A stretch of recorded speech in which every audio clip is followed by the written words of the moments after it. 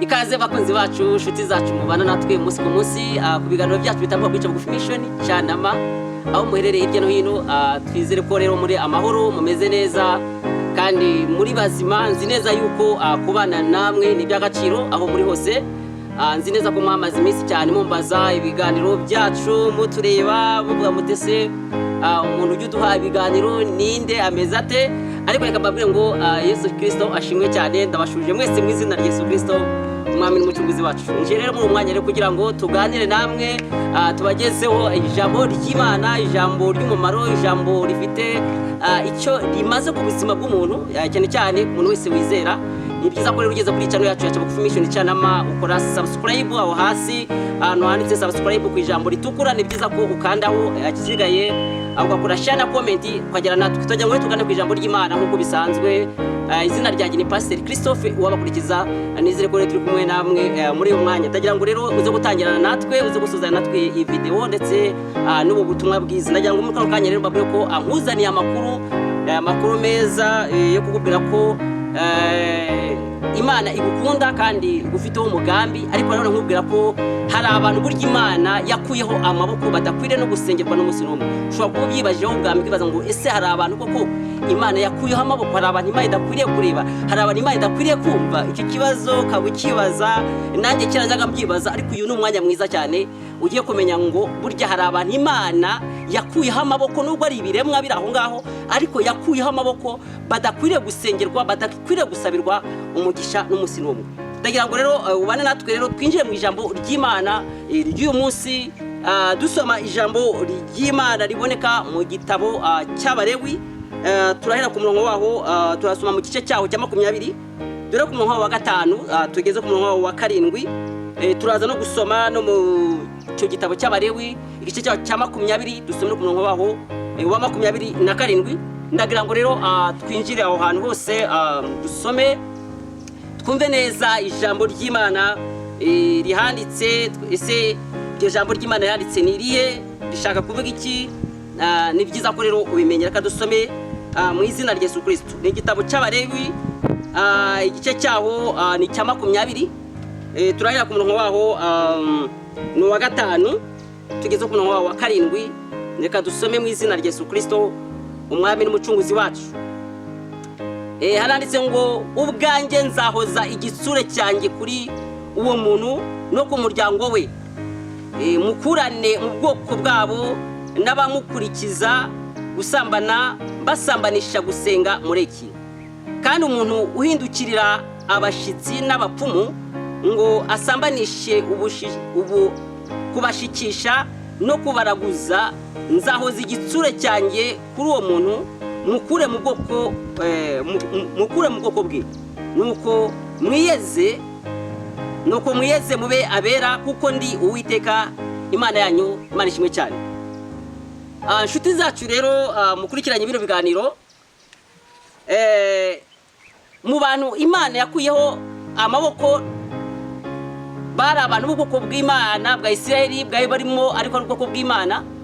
Ariko baza kugiraho habonekamo abantu bagombaga bakoraga ibintu bitari byiza, ibintu byo kujya mu bapfumu, ibintu byo kuraguza, ibintu byo guterekera, barabigiraga mu bwoko bw'Abayisiraheli. Ariko Imana itegeko Mose iramubwira ngo ntabwo ari byiza yuko mu bwoko bwanjye habaho abantu banyimura bagashaka izindi mana, bakajya mu bapfumu, bakajya mu baraguzi, bagakora ibikorwa bitajyanye n'ubwiru bw'Imana cyangwa se n'ubwiza bw'Imana. Imana tuganze cyane. Hanyuma ibyo bintu byatumye Imana ishyiraho iryo tegeko, kandi iryo tegeko imaze kurishyiraho ryagize umumaro mu bwoko bw'Abayisiraheli kugira ngo babashe kwirinda, kuko amategeko yose yabereyeho kugira ngo uzakora ikosa kuri iryo tegeko ryose azabihanirwe. Imana tuganze cyane. Hanyuma noneho Imana iravuga ngo wowe Mose ugenda ubwira Abayisiraheli yuko umuntu wese uzahindukira indi mana akajya mu bapfumu, akajya mu bashitsi, akajya gushikisha, akajya kuraguza, kuwo ngo akwiriye gukurwa mu bwoko bw'Imana. Imana tuganze cyane. Hari abantu benshi cyane muri iyi minsi none bakora umurimo w'Imana ariko bakawuvangamo n'ibindi bikorwa, cyangwa cyangwa se ugasanga yahisemo gukora igikorwa cyo gukora ibikorwa bibi, akaba ari umurozi cyangwa akaba ari umuntu uri aho ngaho ukora ibintu bitari byiza byo kwangiza abantu. Ariko abo ngabo izina ry'Imana ntabwo ribemera, kuko Imana ntibashaka mu bwoko bwayo, kubera ko n'abapagani abo ngabo ntibakwiriye no kugira umwanya mu bwami bw'Imana cyangwa se aho Imana ivugwa. Imana tuganze cyane. Ushobora kuba none unibaza uti ni gute uyu muntu w'umurozi adakwiriye kuba asengerwa? Kubera iki adakwiriye gusengerwa? Kubera iki adakwiriye kuba yaba mu bwoko bw'Imana? Nuvuga ngo uyu muntu icyambere ni umurozi, icyambere ni umurozi, icya kabiri ni umugizi w'inabi, icya gatatu akazi kakora nako kurimbura, kandi yahisemo indi Imana itari Imana yo mu ijuru. Maze tuganze cyane. Mwana data rero ukurikiye bino biganiro, ndagira ngo dusome iri jambo ry'Imana, ariko n'undi turi mu gitabo cy'Abalewi, dusome n'ubundi ku murongo wa 20 ku gice cya 20 umurongo wa 27 wumve neza ijambo rihanditse.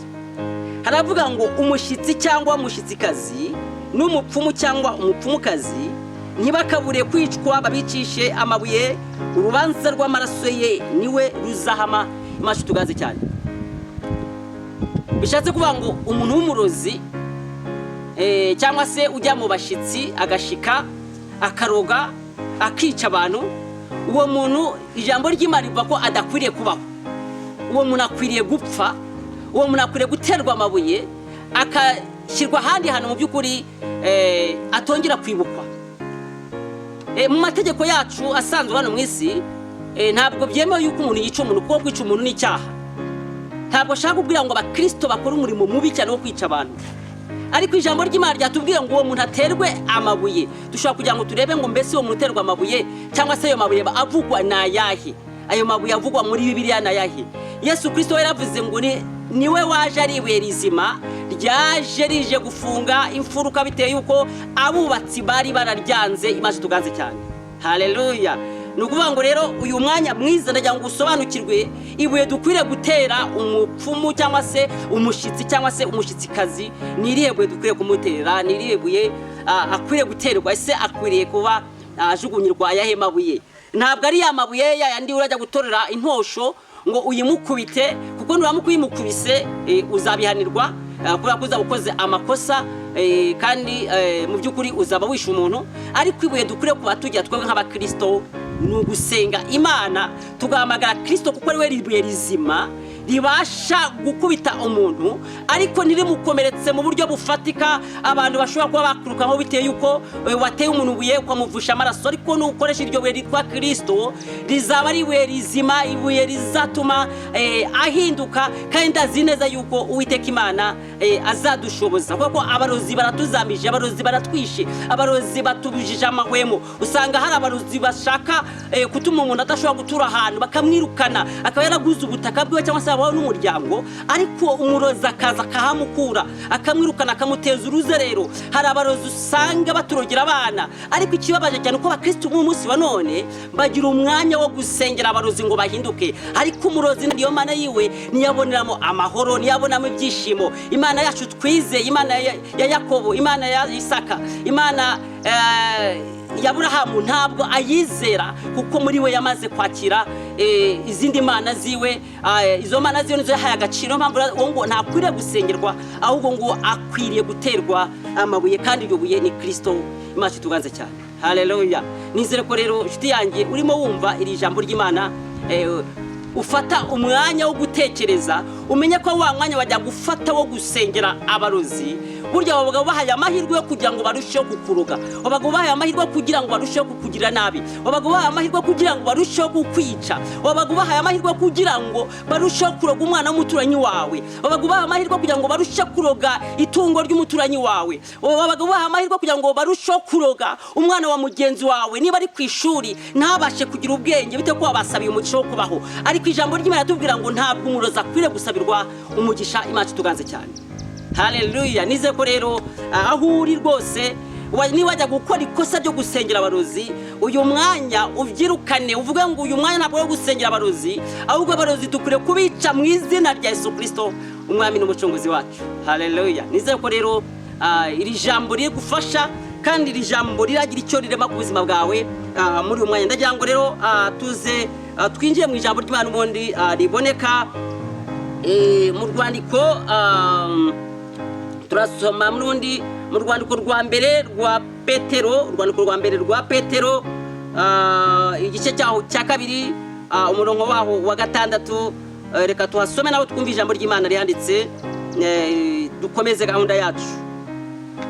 Mu rwandiko rwa mbere rwa Petero igice cyaho ni cya kabiri ku murongo waho wa 6 mumbare cyane hanyuma tukomeze twumve neza ijambo ry'Imana rihanditse.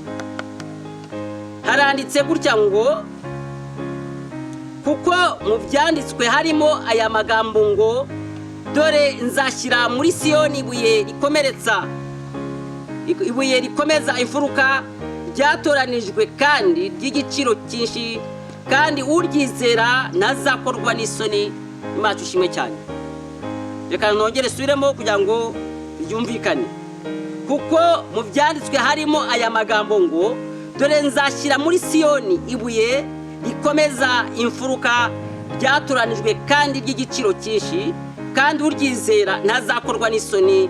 Imana ishimwe cyane. Niryo ryabuye nandi kubabwira, ibuye ryavugwaga anga ni Kristo. Kristo niwe buye rizima. Kristo niryo buye ushobora gukoresha muri cyagiye cyo kurwanya abanzi bawe. Muri cyagiye cyo kurwanya abanzi bawe. Niba ufite ibuye ryitwa Kristo, ko ufite ijambo ry'Imana, ko ufite Imana muri wowe, ufite ukwizera, ntabwo Satani azagutera ubwoba kuko ufite Kristo. Ntabwo umurozi azagutera ubwoba, ntabwo umushitsi cyangwa se umushitsikazi azagutera ubwoba, cyangwa se babandi bari kujya muri abapfumu. Ndabizi neza ko ku gace utuyeho abantu babyuka mu gitondo cya kare bitwikira ijoro bari kujya kurogesha cyangwa se kujya mu bapfumu gushikisha. Ariko ijambo ry'Imana rirakubwira ngo uwo ngo ntakwire gusabirwa ibyiza, ahubwo nguwo akwire guterwa amabuye, kandi ibuye rizima ni Kristo. Imashimwe cyane. Ndagira ngo rero inshuti yacu uri kujya bino biganiro twinjiye mu mwanya mwiza wo gusenga Imana. Nizere ko uri hafi kugira ngo dusenge Imana. Birashobora ko ari cyo abarozi bagukoreye, birashobora ko abapfuma ari cyo bagukoreye, birashobora ko ari ukuntu mu buzima bwawe wagiye uhura n'ibibazo bitandukanye, ariko uyu ni umwanya mwiza wo kugira ngo twinjiye mu mwanya wo gusenga Imana. Imana ikurokore, Imana ikugire neza, Imana igutabare, asigaye Yesu yongera agarure ibyiringiro mu buzima bwawe, urusheho kuguga neza. Imana ishimwe cyane. Reka rero twinjiye mu mwanya mwiza wo gusenga Imana. Aho uri hose ndagira ngo ufatane, wumva ufite ikibazo, wizere Imana igukorera igitangaza, Imana ikubohore kandi gukuraho imikoshi yose abarozi bagiye bagushyiraho, kandi azi kuwiteka Imana agiye gukurira igitangaza. Imana ishimwe cyane. Reka dusenga Imana rero, nshuti muvandimwe, asigaye Imana ikugire neza. Uwiteka Imana yacu, Imana nziza, Imana ikomeye ifite ubutwari n'ubushobozi, imbere y'ubwiza bwawe niho turi, turagushimye, turaguhimbaje, tugushimiye ijambo ryawe rije ritugira inama y'ukuntu dukwiye kwitwara mu kino gihe cya none. Data wa twese, Imana idukunda, twafashe igihe kinini cyane Mwami duhora dusengera abarozi ndetse n'abarozikazi, ariko tumaze gusobanukirwa muri uyu mwanya neza yuko umurozi cyangwa se umurozikazi adakwiriye Mwami Imana gusabirwa umugisha, ahubwo akwiriye guterwa ibuye, kandi ibuye rizima ni Kristo. Ni Kristo ufite imbaraga, ni Kristo ufite ubushobozi.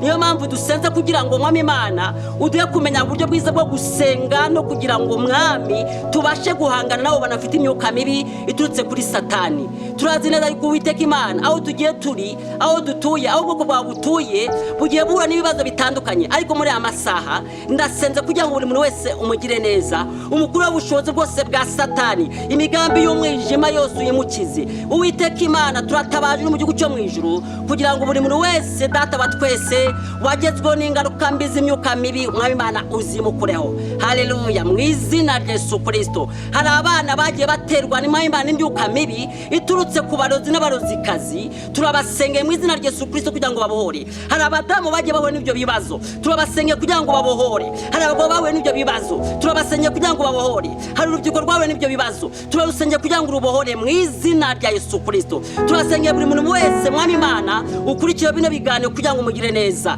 Data wa twese, Imana idukunda cyane, tukwese buri muntu wese uzakora subscribe kuri iyi channel kugira ngo umugire neza, n'abakomeza kubana natwe buri munsi. Data wa twese, Imana, Data wa twese, ubagire neza. Ndazi neza ko rero utwumvise kandi ubanye natwe. Icyo nasabaga n'umugisha kuri buri muntu wese, Mwami, urimo wumva iri jambo kugira ngo umugire neza. Reka iri jambo rishore imizi mu mitima y'abakwizera, ku bw'izina rya Yesu Kristo, Umwami n'Umucunguzi wacu. Amen. nshuti yacu rero wari kukiye bino biganiro, reka rero ngushimire cyane ko wakomeje kubana natwe muri uwo mwanya, kandi nkubwiye ko kubana natwe ari by'umugisha. Ndiho abane namwe nakagaruka ndi wabishatse. Bye bye, tuzasubira ikindi gihe.